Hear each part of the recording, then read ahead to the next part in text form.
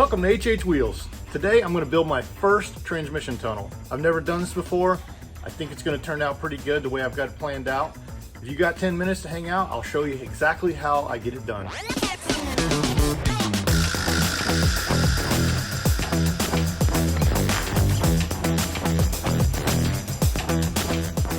I don't have a roller system to make one long tunnel with. I broke it up into 3 pieces. So I started here. As you can see, the taper is a little more consistent in the middle. And now we're back to a taper for my last piece. In order to measure this out, all I've done is pretty much eyeballed my center line. And I've looked at this at several different angles. And then in order to get the pieces correct and the taper correct, I grabbed some wire and I've made my curves. So now I can straighten this wire out and get this exactly fit when I draw it out on my steel and cut it out. Done 2 pieces, one on the back, and you can see the one on the front there. In order to get my center line on these pieces is I'm going to make sure the wire is set up where it's supposed to be as if it was a piece of metal, and then I will mark my center line on the wire, and then I will take it over to my metal and I will get my center line down on my metal and then measure each side off of the center line, and that'll give me a nice cone shape in the metal. Once I put it in the roller, it'll roll out into and give it some shape, and then it turns into something like this. Here's my wire, and if you look really close, there's a black mark right there, and it's right in the center.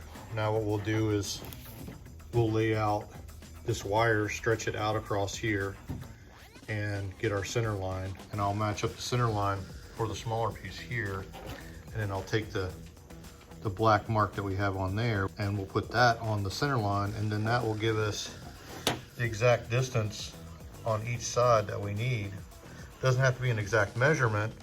Of course, I would like to be exact on it. I'm just showing you kind of the dumb, poor guy way of doing things. I know there's a geometry class somewhere that probably teaches you how to do this without doing this type of measurement, but for me, this just seems to make more sense. You'll see how it looks after I draw it out. Made my cone shape with my 2 wires with the center line. See, it's key when you're doing a tunnel and it has to be tapered, you know, bigger in one end and smaller in the other, that you get a center line going first. And then you do all your measurements off the center line on each side and make sure they're even.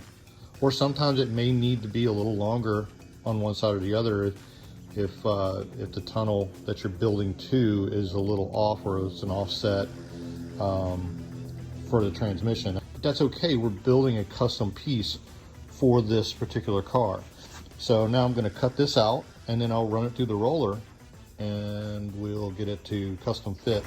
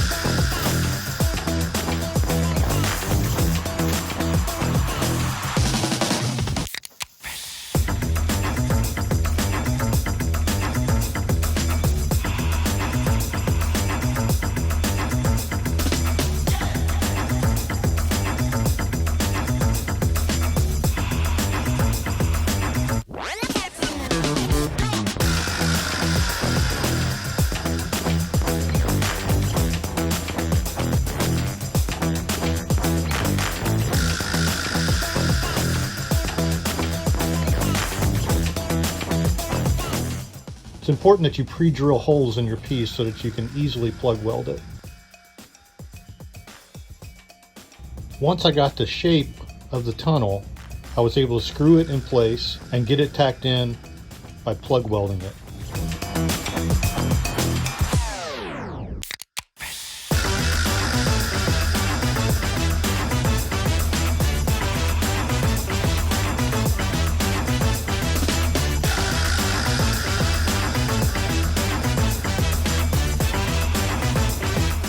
I hope that helps some of you out there make your own tunnel or do your own metal work. I think if you put your mind to it, you can do anything. So get out in your garage, get wrenching, and tune in for our next episode here on HH Wheels.